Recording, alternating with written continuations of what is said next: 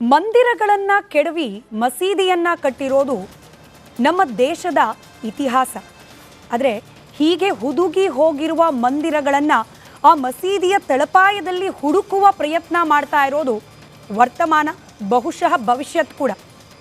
ಪದೇ ಪದೇ ದೇಶದ ಬೇರೆ ಬೇರೆ ಭಾಗಗಳಲ್ಲಿ ಆಕ್ರಮಣಕಾರಿಗಳಿಂದ ದಾಳಿಗೆ ಒಳಗಾಗಿ ಕೆಡವಲ್ಪಟ್ಟಿದ್ದ ಮಂದಿರಗಳ ಪುನಃಸ್ಥಾಪನೆಯ ಧ್ವನಿ ಕೇಳೋಕೆ ಸಿಗ್ತಲೇ ಇರುತ್ತೆ. ಅಂಥ ಧ್ವನಿಗಳ ಭಾಗವಾಗಿರೋದು ಮಂಡ್ಯದ ಶ್ರೀರಂಗಪಟ್ಟಣದಲ್ಲಿ ಇತ್ತು ಎನ್ನಲಾಗ್ತಾ ಇರುವ ಮೂಡಲಬಾಗಿಲು ಆಂಜನೇಯ ಸ್ವಾಮಿ ದೇವಸ್ಥಾನ. ಅಲ್ಲೀಗ ಜಾಮಿಯಾ ಮಸೀದಿ ಇದೆ. ಇದನ್ನ ಟಿಪ್ಪು ಕಾಲದಲ್ಲಿ ಕಟ್ಟಲಾಗಿತ್ತು ಅಂತ ಹೇಳಲಾಗ್ತಾ ಇದೆ. ಇನ್ಫ್ಯಾಕ್ಟ್ ಆ ಮಸೀದಿಗೆ ಮಸ್ಜಿದ್ ಎ ಆಲಾ ಅನ್ನೋ ಹೆಸರು ಕೂಡ ಇಡಲಾಗಿತ್ತು ಅನ್ನೋ ಇತಿಹಾಸ ಇದೆ. ಈಗ ಅಲ್ಲಿರ್ತಕ್ಕಂಥ ಕೆಲ ಕುರುಹುಗಳನ್ನು ಗಮನಿಸಿ ಯಾವ ರೀತಿ ಜ್ಞಾನವ್ಯಾಪಿಯಲ್ಲಿ ಆಗ್ತಾ ಇದೆ, ಯಾವ ರೀತಿ ಅಯೋಧ್ಯೆಯಲ್ಲಿ ಆಗಿದೆ, ಅದೇ ರೀತಿಯಲ್ಲಿ ಮತ್ತೊಮ್ಮೆ ಮೂಡಲಬಾಗಿಲ ಆಂಜನೇಯನನ್ನ ಪ್ರತಿಷ್ಠಾಪನೆ ಮಾಡಲೇಬೇಕು ಅನ್ನೋ ಸಂಕಲ್ಪವನ್ನು ಕೆಲ ಹಿಂದೂ ಪರ ಸಂಘಟನೆಗಳು ತೊಟ್ಟಿವೆ. ಕಾನೂನಾತ್ಮಕ ಸಂಘರ್ಷ ಕೂಡ ಆಗ್ತಾ ಇದೆ. ಆದರೆ ಈ ಕಾನೂನಾತ್ಮಕ ಪ್ರಕ್ರಿಯೆಗಳ ನಡುವೆಯೇ ಯಾವಾಗೆಲ್ಲ ಹನುಮ ಮಾಲಾಧಾರಿಗಳ ಸಂಕೀರ್ತನ ಯಾತ್ರೆ ಆಗುತ್ತೋ, ಯಾವಾಗೆಲ್ಲ ಹನುಮ ಜಯಂತಿ ಆಚರಣೆಗಳಾಗುತ್ತೋ ಆಗೆಲ್ಲವೂ ಕೂಡ ಈ ಕೂಗು ಮತ್ತೊಮ್ಮೆ ಮುನ್ನೆಲೆಗೆ ಬರುತ್ತೆ. ಮಂದಿರ ಕಟ್ಟುವ ಸಂಕಲ್ಪ ಮತ್ತೊಮ್ಮೆ ಮಾರ್ದನಿಸುತ್ತೆ. ಇವತ್ತು ಕೂಡ ಆಗಿದ್ದದೇನೆ. ಸಂಕೀರ್ತನ ಯಾತ್ರೆ ನಡೀತಾ ಇತ್ತು. ಆ ಮಸೀದಿ ಮುಂಭಾಗಕ್ಕೆ ಬಂದ ಸಂದರ್ಭದಲ್ಲಿ ಕೆಲ ಹಿಂದೂ ಪರ ಸಂಘಟನೆ ಕಾರ್ಯಕರ್ತರು, ಹನುಮ ಮಾಲಾಧಾರಿಗಳು ಮಸೀದಿ ಒಳಗೆ ನುಗ್ಗೋ ಪ್ರಯತ್ನ ಮಾಡಿದ್ರು. ಪೊಲೀಸರು ಅದನ್ನು ತಡೆದ್ರು, ಪರಿಸ್ಥಿತಿಯನ್ನು ಸಹಜ ಸ್ಥಿತಿಗೆ ತಂದಿದ್ದಾರೆ. ಆದರೆ ಈ ಸಂಘರ್ಷ ಎಲ್ಲಿವರೆಗೂ? ಈ ಸಂಘರ್ಷಕ್ಕೆ ಉತ್ತರ ಅಂತ ಸಿಗೋದೇ ಆದರೆ ಯಾವ ರೀತಿಯ ಉತ್ತರದ ನಿರೀಕ್ಷೆಯಲ್ಲಿದ್ದಾರೆ? ಯಾರೆಲ್ಲ ಉತ್ತರ ಬಯಸ್ತಿದ್ದಾರೆ ಅವರು ಬಯಸುವ ಉತ್ತರ ಸಿಕ್ಕಿದ್ದೇ ಆದಲ್ಲಿ ಕೋಮು ಸಂಘರ್ಷಕ್ಕೆ ಕಾರಣವಾಗುತ್ತಾ? ಇತರೆ ಧರ್ಮೀಯರ ಕೋಮು ಭಾವನೆಗಳಿಗೆ ಧಕ್ಕೆ ಆಗುತ್ತಾ? ಇದೆಲ್ಲವನ್ನ ಇವತ್ತಿನ ಮಹಾಭಾರತ ಚರ್ಚಾ ಕಾರ್ಯಕ್ರಮದಲ್ಲಿ ಈ ಪ್ರಶ್ನೆಗಳಿಗೆ ಉತ್ತರವನ್ನು ಕಂಡುಕೊಳ್ಳೋ ಪ್ರಯತ್ನವನ್ನ ಮಾಡ್ತಾ ಹೋಗೋಣ. ಸದ್ಯಕ್ಕೆ ಕಾರ್ಯಕ್ರಮದಲ್ಲಿ ನನ್ನ ಜೊತೆ ಸ್ಟುಡಿಯೋದಲ್ಲಿ ಉಮರ್ ಶರೀಫ್ ಅವರಿದ್ದಾರೆ, ಮುಸ್ಲಿಂ ಮುಖಂಡರು. ಹಾಗೆ ಬಜರಂಗ ಸೇನೆ ರಾಜ್ಯಾಧ್ಯಕ್ಷರಾದ ಮಂಜುನಾಥ್ ಅವರು ಜಾಯಿನ್ ಆಗಿದ್ದಾರೆ. ಕೆಲವೇ ಕ್ಷಣಗಳಲ್ಲಿ ಬರಹಗಾರರು ಅಡ್ಡಣ್ಣ ಕಾರ್ಯಪ್ಪ ಅವರು ಜಾಯಿನ್ ಆಗೋ ನಿರೀಕ್ಷೆ ಇದೆ. ಹಾಗೆ VHP ಮುಖಂಡರಾದ ಚಿಕ್ಕಬಳ್ಳಿ ಬಾಲು ಅವರು ಕೂಡ ಜಾಯಿನ್ ಆಗೋ ನಿರೀಕ್ಷೆ ಇದೆ.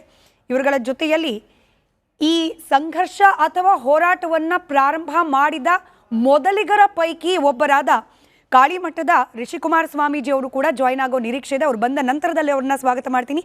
ಜಾಯಿನ್ ಆಗಿರುವ ಇಬ್ಬರಿಗೂ ನಮಸ್ಕಾರ, ಕಾರ್ಯಕ್ರಮಕ್ಕೆ ಸ್ವಾಗತ. ನಾನು ಮೊದಲನೇದಾಗಿ ಮಂಜುನಾಥ್ ಅವರೇ, ತಮ್ಮಿಂದಲೇ ನಾನು ಚರ್ಚೆಯನ್ನು ಪ್ರಾರಂಭ ಮಾಡ್ತೀನಿ. ಇನ್ಫ್ಯಾಕ್ಟ್ 5:30 ಗಂಟೆಯಲ್ಲಿ ಪವರ್ ಪಾಲಿಟಿಕ್ಸ್ ಕಾರ್ಯಕ್ರಮದಲ್ಲೂ ಕೂಡ ಮಂಜುನಾಥ್ ಅವ್ರನ್ನ ನಾವು ಮಾತನಾಡಿಸಿದ್ವಿ. ಅಲ್ಲಿಂದನೇ ಪ್ರಾರಂಭ ಮಾಡ್ತೀನಿ ನಾನು ಚರ್ಚೆಯನ್ನು. ಮಂಜುನಾಥ್ ಅವರೇ, ಎಷ್ಟು ಮಸೀದಿಗಳ ಅಡಿಯಿಂದ ಮಂದಿರವನ್ನು ಹುಡುಕೋ ಪ್ರಯತ್ನವನ್ನು ಮಾಡಬೇಕಾ ಅಸಲಿಗೆ? ನಾವು ಎಲ್ಲವನ್ನು ಕೇಳ್ತಾ ಇಲ್ಲ ಮೇಡಮ್. ನಾವು ಕಾಶಿ, ಮಥುರಾ ಮತ್ತು ಅಯೋಧ್ಯ ಮೂರನ್ನ ನಾವು ಕೇಳಿದ್ವಿ. ಹಾಗೆ ಈ ದಕ್ಷಿಣ ಭಾರತ ಭಾಗದಲ್ಲಿ ಯಾವ ಟಿಪ್ಪು ಸುಲ್ತಾನ್ ಒಬ್ಬ ಅತ್ಯಂತ ದೊಡ್ಡ ಮತಾಂಧ, ನಾನು ಅದನ್ನು ಹೇಳ್ತಾ ಇದ್ದೆ, ಔರಂಗಜೇಬನನ್ನ ಮೀರಿಸುವಂಥ ಮತಾಂಧತೆಯನ್ನು ಯಾತ ಇಲ್ಲಿ ಆ ಕ್ರೌರ್ಯವನ್ನು ಮೆರೆದಿದ್ದಾನೆ. ಆದರೆ ಇತಿಹಾಸದ ಪುಟಗಳಲ್ಲಿ ಎಲ್ಲೂ ಸಹ ಅದನ್ನು ದಾಖಲು ಮಾಡುವಂಥ, ಸಮಾಜಕ್ಕೆ ಸತ್ಯವನ್ನು ತಿಳಿಸುವಂಥ ಕೆಲಸವನ್ನು ಯಾರೂ ಮಾಡಿಲ್ಲ. ಇವತ್ತು ಆ ಶ್ರೀರಂಗಪಟ್ಟಣದ ಆ ಜಾಮಿಯಾ ಮಸೀದಿ ಏನಿದೆ, ಇವತ್ತಿನ ಜಾಮಿಯಾ ಮಸೀದಿ ಏನಿದೆ, ಅದು ಹಿಂದೆ ಅಲ್ಲಿ ಭವ್ಯವಾದಂಥ ಮೂಡಲಬಾಗಿಲು ಆಂಜನೇಯ ಸ್ವಾಮಿ ದೇವಸ್ಥಾನ ಇತ್ತು ಅಂತನ್ಲಿಕ್ಕೆ ಎಲ್ಲ ಕುರುಹುಗಳು ಉದಿಗೂ ಹೋಗಿಲ್ಲ. ಮೇಲೆ ಕಟ್ಟಡ ರೂಪದಲ್ಲಿ ಹಾಗೆ ನಿಂತಿದೆ. ಅವತ್ತು ಆತ 1787ರಲ್ಲಿ ಅಲ್ಲಿದ್ದಂಥ ಮಂದಿರವನ್ನು ಕೆಡವಿ ಹಾಕಿ ಅಲ್ಲಿಯ ವಿಗ್ರಹವನ್ನು ತೆಗೆದುಕೊಂಡೋಗಿ ಕಾವೇರಿ ನದಿಗೆ ಅರ್ಚಕರ ಕೈಯನ್ನು ಕತ್ತರಿಸಿ, ಅಷ್ಟೇ ಅಲ್ಲ ಅದನ್ನು ತರಲಿಕ್ಕೆ ಬಂದಂಥ 100 ಜನ ಹಿಂದೂಗಳ ನರಮೇಧವನ್ನು ಮಾಡಿರುವಂಥದ್ದು ಇತಿಹಾಸದ ಪುಟಗಳಲ್ಲಿ ಸ್ಪಷ್ಟವಾಗಿ ಉಲ್ಲೇಖ ಆಗಿದೆ. ಹಾಗಾಗಿ ನಾವು ಅದನ್ನು ವಾಪಸ್ ಬಳಿ ಕೊಡಿ ನಮಗೆ ಅಂತ ಕೇಳ್ತಾ ಇದ್ದೀವಿ. ಮುಸಲ್ಮಾನ ಮುಖಂಡರು ಮುಂದೆ ಬರಬೇಕು, ಒಂದು ಸೌಹಾರ್ದ ಸಂಕೇತವಾಗಿ ಅದನ್ನು ಬಿಟ್ಟು ಕೊಡುವಂಥ ಮನಸ್ಸನ್ನು ಮಾಡಬೇಕು ಅನ್ನೋದೇ ನಮ್ಮ ಆಗ್ರಹ ಅಷ್ಟೇ. ಸರಿ, ಉಮರ್ ಶರೀಫ್ ಅವರೇ, 1912ರ ಮೈಸೂರು ಪುರಾತತ್ವ ಅಧ್ಯಯನದ ವರದಿಯಲ್ಲಿರುವ ಕೆಲವು ಉಲ್ಲೇಖವನ್ನು ನಾನು ಹೇಳಿ ಮಂಜುನಾಥ್ ಅವರ ವಾದ ಯಾಕೆ ಸರಿ ಅಂತ ಅವ್ರಿಗೆ ಅನ್ನಿಸ್ತಿದೆ ಅನ್ನೋದನ್ನು ನಿಮಗೆ ಪ್ರಶ್ನೆ ಯಾಕೆ ಕೇಳ್ತೀನಿ. ದಳವಾಯಿ ದೊಡ್ಡಯ್ಯ ಅನ್ನೋರು ಈ ಮಂದಿರವನ್ನು ಕಟ್ಟಿಸಿದ್ರು, ಮೊಹಮ್ಮದ್ಗಳು ನಾಶ ಮಾಡಿದ್ದಾರೆ. ಇದು ಆ ವರದಿಯ ಎಕ್ಸ್ಟ್ರಾಕ್ಟನ್ನು ನಾನು ಓದ್ತಾ ಇದ್ದೀನಿ. ಅಲ್ಲಿ ಇದ್ದ ಆ ಮೂರ್ತಿಯ ಒಂದು ತುಂಡನ್ನು ಕಾವೇರಿ ನದಿ ಹರಿಯುವ ಗೌರಿ ಕಾಡದಲ್ಲಿದೆ ಅದು ಮೂರ್ತಿ ಅಂತ ಹೇಳಿ ಉಲ್ಲೇಖ ಮಾಡಲಾಗಿದೆ. ಇದು ಮೈಸೂರು ಪುರಾತತ್ವ ಅಧ್ಯಯನ ವರದಿಯಲ್ಲಿ ಇರ್ತಕ್ಕಂಥದ್ದು. ಅಂದರೆ ಅಲ್ಲೊಂದು ದೇವಸ್ಥಾನ ಇತ್ತು, ಆಕ್ರಮಣಕಾರಿಯಾಗಿದ್ದ ಟಿಪ್ಪು, ಅಂದರೆ ಹಿಂದೂ ವಿರೋಧಿಯಾಗಿದ್ದ ಟಿಪ್ಪು ಅದನ್ನು ಧ್ವಂಸ ಮಾಡ್ದ ಅನ್ನೋದಕ್ಕೆ ಇದೆಲ್ಲ ಪುರಾವೆಗಳಿದೆಯಲ್ಲ. ಮುಸ್ಲಿಂ ಮುಖಂಡರು ಇದನ್ನ ಕಾನೂನು ಸಂಘರ್ಷಕ್ಕಿಂತ ಅವರೇನೆ ಔದಾರ್ಯತೆ ತೋರಿಸ್ಬಿಟ್ಟು ವಾಪಸ್ ಕೊಡಿ ಅಂತ ಹೇಳಿ ಕೇಳ್ತಿದ್ದಾರೆ ಮಂಜುನಾಥ್ ತರದ ಅನೇಕರು. ನೋಡಿ, ಇವಾಗ ನಾವು ನ್ಯೂಸನ್ನು ನೋಡುವಾಗ ಹಿಂದೂಗಳು ಕೇಳ್ತಾ ಇದ್ದಾರೆ ಅಲ್ಲಿ ಪುನಃ ಅದನ್ನು ದೇವಸ್ಥಾನ ಮಾಡಬೇಕಂತ ಅಂತ ನಾವು ಓದ್ತಾ ಇದ್ದೀವಿ. ನೋಡುವಾಗ ನನಗೇನು ಅನಿಸುತ್ತೆ ಅಂದರೆ, ಕೆಲವ್ರ ಹತ್ರ ಮಾತಾಡುವಾಗ, ಕೆಲವು ಬ್ರಾಹ್ಮಣರ ಹತ್ರ ನಾನು ಬ್ರಾಹ್ಮಣರ ಹತ್ರ ಮಾತಾಡ್ತಿರುವಾಗ ಅವ್ರು ಹೇಳಿದ್ರು, ನಾವು ಎಂದಿಗೂ ರೋಡ್ಗಳ ಬಂದಿಲ್ಲಪ್ಪ, ಯಾವತ್ತಿಗೂ ನಾವು ಬಂದು ನಿಮ್ಮ ಮಸೀದಿಗೆ ಕಲ್ಲು ತೂರಾಟ ಮಾಡೋದಾಗಲಿ ಇಲ್ಲ ನಾವು ಬಂದು ಧ್ವಂಸ ಮಾಡೋದಾಗಲಿ ನಾವು ನಮ್ಮ ಸಮಾಜದವರು ಅಂದರೆ ಬ್ರಾಹ್ಮಿನ್ ಸಮಾಜದವರು ಇಂತಹ ಕೆಲಸ ಮಾಡಲ್ಲ. ನಾವು ಬಹಳ ಡಿಸಿಪ್ಲಿನ್ಡ್ ಪೀಪಲ್ಲು, ನಾವು ಚೆನ್ನಾಗಿ ಓದ್ತೀವಿ, ನಾವು ಚೆನ್ನಾಗಿ ಪಾಠ ಕಲಿತೀವಿ, ನಾವು ಒಳ್ಳೆ ಒಳ್ಳೆ ಉದ್ಯೋಗದಲ್ಲಿ ಇದ್ದೀವಿ, ಎಂದಿಗಾವುದು ನಾವು ರೋಡಿಗೆ ಇಳಿದಿದ್ದೀವ ಅಂತ ಪ್ರಶ್ನೆ ಮಾಡ್ತಾ ಇದ್ದಾರೆ. ಅಂದರೆ ಬ್ರಾಹ್ಮಣರು ಯಾರನ್ನು ಕೂಡ ನೀವು ಇಲ್ಲಿ ತೋರ್ಸೋಕ್ಕೆ ಕಷ್ಟ ಆಗತ್ತೆ. ಒಬ್ಬನ್ನಾದ್ರೂ ಬ್ರಾಹ್ಮಣರು ಜನಿವಾರ ಹಾಕೊಂಡು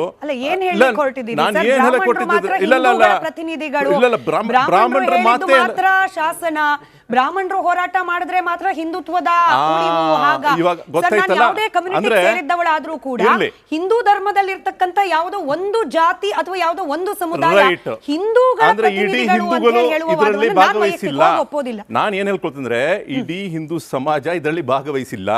ಇದರಲ್ಲಿ ಭಾಗವಹಿಸುದು ಯಾರಂದ್ರೆ, ಇಲ್ಲಿ ಬಜರಂಗ ಸೇನೆ ಅಂತ ಒಂದು ಸಂಸ್ಥೆ, ಮತ್ತೆ VHP ಸಪೋರ್ಟ್ ಕೊಟ್ಟಿದ್ದಾರೆ, ಮತ್ತೆ ಬಜರಂಗ ದಳ ಜನವಾರ ಹುಡುಕೋ ಪ್ರಯತ್ನ ಮಾಡ್ತಿದ್ದೀರಾ. ಜನಿವಾರ ಹುಡುಕ್ತಾ ಇಲ್ಲ. ಬಂದವರಲ್ಲಿ ಜನವಾರ ಇತ್ತೋ ಇಲ್ವೋ ಅನ್ನೋದನ್ನ ಹುಡುಕೋ ಪ್ರಯತ್ನ ಮಾಡ್ತಿದ್ದೀರಾ. ಇರ್ಲಿಲ್ವಾ ಮಂಜುನಾಥ್ ಅವರೇ? ಇವತ್ತು ಜನಿವಾರ ಧರಿಸಿದ ಬ್ರಾಹ್ಮಣರು ಯಾರು ಕೂಡ ಹನುಮಮಾಲೆಯನ್ನು ಧರಿಸಿರಲಿಲ್ವಾ ಮಂಜುನಾಥ್ ಅವರೇ? ಮಂಜುನಾಥ್ ಅವರು ಉತ್ತರ ಕೊಡಿ. ಯಾಕಂದ್ರೆ ಪ್ರತಿಭಟನೆಯಲ್ಲಿದ್ದರು.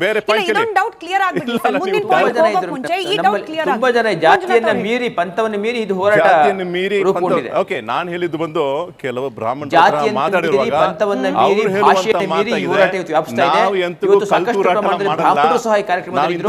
ನಾವು ನೋಡಿರಬಹುದು ಭಾನುಪ್ರಕಾಶ್ ಶರ್ಮಾ ಅವರು ವೇದಿಕೆ ಮೇಲಿದ್ರು ಮತ್ತು ಆ ಒಂದು ಟ್ರ್ಯಾಕ್ಟರ್ ಮೇಲೆ ಕೂತಿದ್ರು. ರೋಡ್ಗಂತೂ ನಾವು ಇಳಿಯಲ್ಲ ಅಂತ ಬ್ರಾಹ್ಮಣರು ನಮ್ಮ ಹತ್ರ ಮಾತಾಡಿದ್ದಾರೆ. ನಮ್ಮ ಹತ್ರ ವಿಜುವಲ್ ಇರಬೇಕು. ಭಾನುಪ್ರಕಾಶ್ ಶರ್ಮಾ ಅವರು ಮೆರವಣಿಗೆ ಸಾಕ್ತಾ ಇದ್ದ ಸಂದರ್ಭದಲ್ಲಿ ಹನುಮನ ವಿಗ್ರಹದ ಪಕ್ಕದಲ್ಲೇ ಕೂತಿದ್ರು. ಶರ್ಮಾ ಅವರನ್ನ ನೀವು ಬ್ರಾಹ್ಮಣರು ಅಂತ ಕನ್ಸಿಡರ್ ಮಾಡಬಹುದು ಅನ್ನೋಗಿದ್ರೆ ನಿಮ್ಮ ಮೊದಲ ವಾದ ತಪ್ಪಿದೆ. ಮುಂದಿನ ವಾದ ಕಂಟಿನ್ಯೂ ಮಾಡಿ. ಮುಂದಿನ ವಾದ ಕೇಳಿ. ನೋಡಿ, ಧ್ವಂಸ ಮಾಡಿದ್ರು ಅಂತ ಒಂದು ಮಾತು ಒಳಗೆ ಬರುವಾಗ ನಾವು ಸಾಧ್ಯತೆ ಇದೆಯೋ ಇಲ್ವೋ ಅಂತ ಹೇಳಕ್ ಮುಂಚೆ ಪಾಸಿಬಿಲಿಟಿ ಇದೆ ಅಂತ ಹೇಳ್ಬೋದು, ಇದೆ. ಆದರೆ ಇದು ಬರೀ ಮುಸಲ್ಮಾನರು ಮಾತ್ರ ಇಂಥ ಕೆಲಸ ಮಾಡಿಲ್ಲ.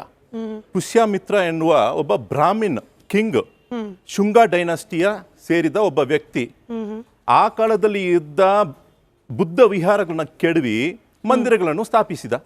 ಇದು ಯಾರು ಕೂಡ ನೀವು ಅದನ್ನ ಆಕ್ಷೇಪ ಮಾಡೋಕ್ಕಾಗಲ್ಲ. ಯಾಕಂತ ಹೇಳಿದ್ರೆ DH ಝಾ ಎನ್ನುವ ಒಬ್ಬ ಹಿಸ್ಟೋರಿಯನ್, ಡೆಲ್ಲಿ ಯೂನಿವರ್ಸಿಟಿ ಪ್ರೊಫೆಸರು, ಅವರು ಬರೆದಿರತಕ್ಕಂಥ ಪುಸ್ತಕಗಳಲ್ಲಿ ಇದನ್ನ ಉಲ್ಲೇಖಿಸಿದ್ದಾರೆ. ಸೊ ಹಾಗಾಗಿ ನಾವೇನು ಹೇಳ್ಕೊಳ್ತೀವಿ ಅಂದ್ರೆ, ಹರ್ಷವರ್ಧನ ಮತ್ತೆ ಶಶಾಂಕ ನಡುವೆ ನಡೆದ ಯುದ್ಧಗಳಲ್ಲೆಲ್ಲ ಮರೆತು ಬಿಟ್ಟಿವ, ಅಲ್ಲಿ ಬುದ್ಧ ವಿಹಾರಗಳನ್ನು ಕೆಡವಿ ಮಂದಿರಗಳನ್ನು ಸ್ಥಾಪಿಸಿರುವ ಈ ಇತಿಹಾಸವನ್ನು ನಾವು ಮರೆತು ಬಿಟ್ಟಿದ್ದೀವಲ್ಲ. ಯಾಕೆ ಅಂದ್ರೆ ಬರೀ ಮುಸಲ್ಮಾನರು ಮಾತ್ರ ಮಾಡಿದ್ರೆ ಇಂಥ ಕೆಲಸ. ಒಂದು ವಿಷಯ. ಮೂರನೇ ಒಂದು ಪಾಯಿಂಟ್ ಮಾತಾಡ್ಬಿಡ್ತೀನಿ, ಆಮೇಲೆ ಅವರು ಮಾತಾಡ್ಕೊಳ್ತಾರೆ. ಇವತ್ತಿಗೆ ಏನೇ ಆದರೂ ಕೂಡ ನಮ್ಮ ನಡುವೆ ಸಂವಿಧಾನ ಇದೆ, ಕಾನೂನಿದೆ. 1991 ಪ್ಲೇಸಸ್ ಆಫ್ ವರ್ಷಿಪ್ ಆಕ್ಟ್ ಇದೆ, ಮತ್ತೆ ಪ್ರೊಟೆಕ್ಟೆಡ್ ಮಾನ್ಯುಮೆಂಟ್ಸ್ ಆಕ್ಟ್ ಇದೆ, 1958 ಆಕ್ಟ್. ನೀವು ಇದರ ಮೂಲಕ ಕಾನೂನಿದೆ, ಸಂವಿಧಾನ ಇದೆ. ಮಸೀದಿ ಒಳಗೆ ಬರಬೇಕಾದ್ರೆ ಯಾರು ಬೇಕಾದ್ರೂ ಬರ್ಬೋದು, ಆದ್ರೆ ಕೈ ಕಾಲು ತೊಳ್ಕೊಂಡು ಶಾಂತವಾಗಿ ಬರಬೇಕಾಗಿರುತ್ತೆ. ಅಲ್ಲಿ ಬಂದ್ಬಿಟ್ಟು ಧ್ವಂಸ ಮಾಡೋ ರೀತಿಯಲ್ಲಿ ಬಂದ್ರೆ ನೀವು ಬಂದು actually law and order problem ತಗೊಂಡು ಬರ್ತೀರಾ ನೀವು. ನೋಡಿ, 1947 ಇಂದ ನೀವು ಎಷ್ಟೋ ಇತಿಹಾಸ ಮಾತಾಡಿದಿರಾ. 1947 ಇಂದ ಇವತ್ತಿವರೆಗೂ ಮುಸಲ್ಮಾನರು 15% ಇದೀವಿ, 18% ಇದೀವಿ ಅಂತ ಹೇಳ್ಕೊಳ್ತಾರಲ್ಲ, ಇವತ್ತವರೆಗೂ ಯಾವುದಾದ್ರು ಒಂದು ಟೆಂಪಲ್ ಅನ್ನ ಕೆಡವಕ್ಕೆ ಮುಂದೆ ಬಂದ್ರ? ಆ ಕಾಲದಲ್ಲಿ ಪ್ರಯತ್ನ ಅಲ್ಲ ಸರ್, ಬಾಂಬ್ ಇಡೋ ಪ್ರಯತ್ನಗಳಾಗ್ತಿದೆ. ಅದನ್ನ ಕಣ್ಣು ಮುಚ್ಕೊಂಡು ಕೂತ್ಕೊಂಡು ಏನು ಆಗಿಲ್ಲ ಅಂತ ಹೇಳೋಂಗಿಲ್ಲ ಸರ್. ಆ ಕಾಲದಲ್ಲಿ ನಡೆದಿರುವಂತಹ ಅವಕಾಶ ಇಲ್ವೇನೋ, ಆದ್ರೆ ಟೆಂಪಲ್ಗಳ ಪ್ರಸಾದಕ್ಕೆ ವಿಷ ಹಾಕೋ ಪ್ರಯತ್ನ ಆಗ್ತಿದೆ, ಮರೆಯೋ ಆಗಿಲ್ಲ ಶರೀಫ್. ಆ ಕಾಲದಲ್ಲಿ ಟೆಂಪಲ್ಗಳಿಗೆ ಹೋಗೋ ಭಕ್ತರನ್ನ ಅಟ್ಯಾಕ್ ಮಾಡ್ಲಾಗ್ತಿದೆ, ಮರೆಯೋ ಆಗಿಲ್ಲ ಸರ್. ಕಲ್ಮಾ ಹೇಳಿಲ್ಲ ಅನ್ನೋ ಕಾರಣಕ್ಕೆ ಹಿಂದೂಗಳನ್ನ ಹೊಡೆಯಲಾಗ್ತಿದೆ ಸರ್. ಅದನ್ನ ನಾವು ಕಣ್ಣು ಮುಚ್ಕೊಂಡು ಕೂರೋ ಆಗಿಲ್ಲ ಸರ್. ಸಂಸ್ಥೆ ಹೆಸರು ಕೊಡಿ, ಹೆಸರುಗಳೆಲ್ಲ ನಿಮಗೆ ಗೊತ್ತಿದೆ ಸರ್. ದೇವಸ್ಥಾನಗಳನ್ನ ಒಡೆಯೋ ಪ್ರಯತ್ನ ಆಗದೆ ಇರಬಹುದು, ಬಾಂಬ್ ಇಡೋ ಪ್ರಯತ್ನ ಆಗ್ತಿದೆ. ನೀವೇ ಹೇಳ್ಬೇಕು. ನೀವು ಕೊಡುವಂತ ನೀವು ಮಾಹಿತಿ ಕೊಡ್ಬೇಕಾದ್ರೆ ನಾನು ಕೇಳಕ್ ಸಿದ್ಧವಾಗಿದ್ದೀನಿ. Give me one Islamic Muslim organisation who has given a command to break the temple in India? ಯಾವುದೇ ಒಂದು ಸಂಸ್ಥೆ, ನೀವು ಹೇಳಿ, ನಿಮ್ಮ ಮುಂದೆ ನಾನು ಕೊಡ್ತಾ ಇದ್ದೀನಿ.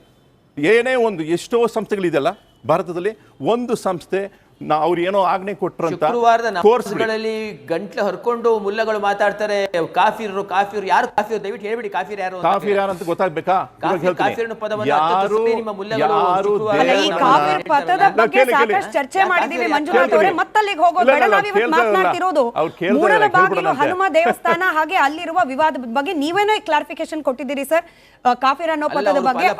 ಅದಲ್ಲ ಉದ್ದೇಶ